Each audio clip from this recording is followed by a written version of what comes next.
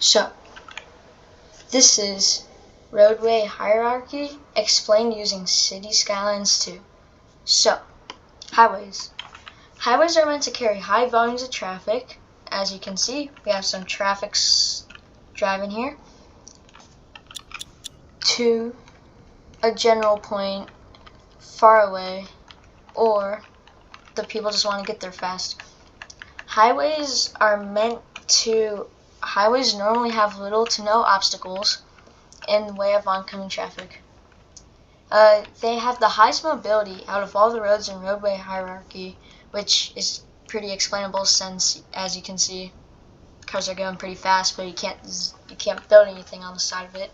But so this highway on my map, don't mind the forest fire, the highway on this map can either go off to one city over there, continue on going straight, can go to my city right over there, or can continue on going straight even more and go to another city over here.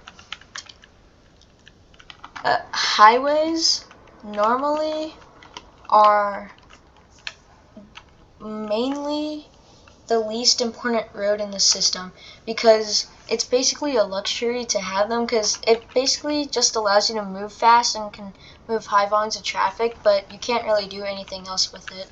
So that's highways explained using City Skylines 2. Arterial roads. Arterial roads, as you can see here, which is this main road over here with a center median, and this side street over here next to the bus department. So these two arterial roads carry traffic off of this beautiful bridge coming from the highway to put them onto more accessible roads, like maybe a couple of the distributors coming up. These roads can have shops on them and offices, which is where you'll mainly find them, but they're like a mix of both. They can have a good, somewhat decent speed, which is kind of bad because then more people get hurt, but then they can also have good access, like you could put more shops on them, more offices, public services, whatever. Arterial roads are the most important road in the system because they basically carry traffic to wherever they want to go. Their job is to funnel traffic onto collector roads in order to distribute them to the local roads.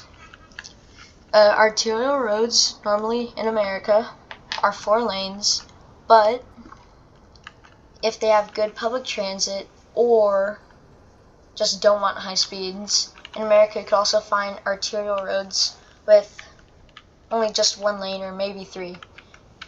In Europe, arterial roads mainly are way smaller than this and have way more public transit, but they're mainly shorter and can't funnel as much traffic.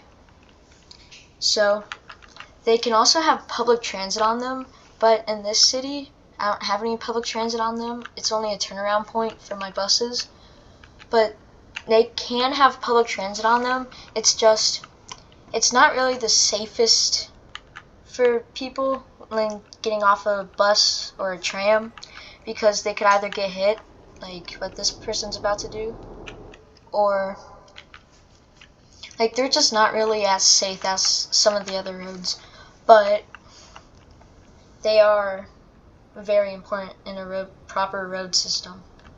So that was arterial roads explained using City Skylines 2. Collector/distributor roads. Collector roads is the road I'm showing you right now. It's the road that goes like all the way down here, that meets back up with the arterial road right here. There's also another collector that goes straight down here, but it's not too important as this one. Collector roads mainly have most of the public transit in America, but they have lower speeds than arterial roads. They have mainly better pedestrian safety and access than arterial roads because they allow for shops, offices, and more public services than arterial roads. They're way safer, and they funnel traffic off of the arterial roads to local roads.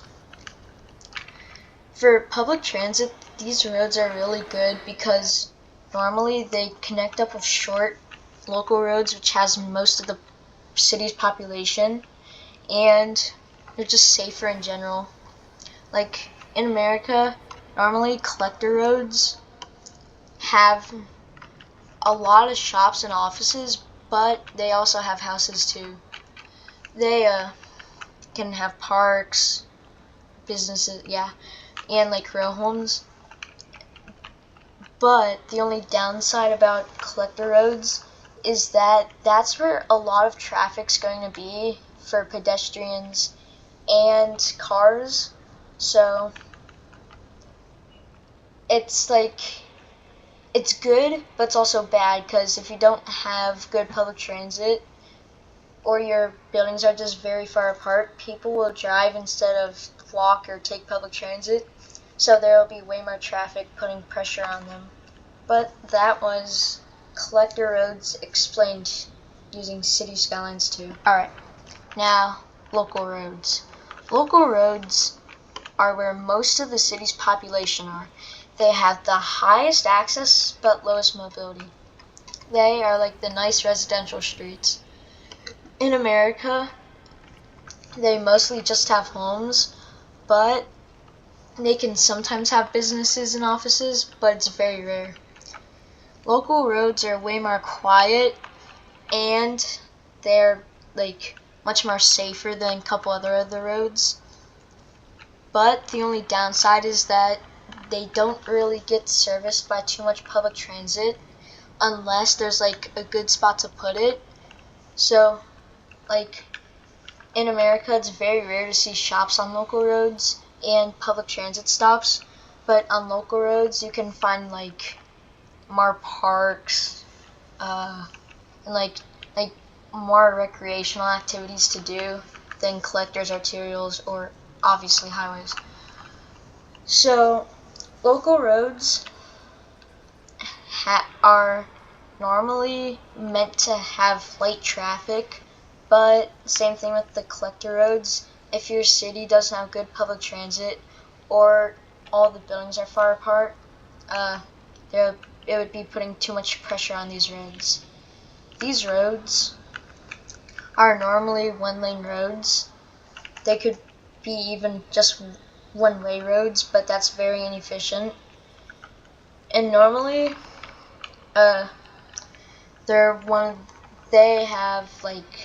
they normally have power lines, water and sewage.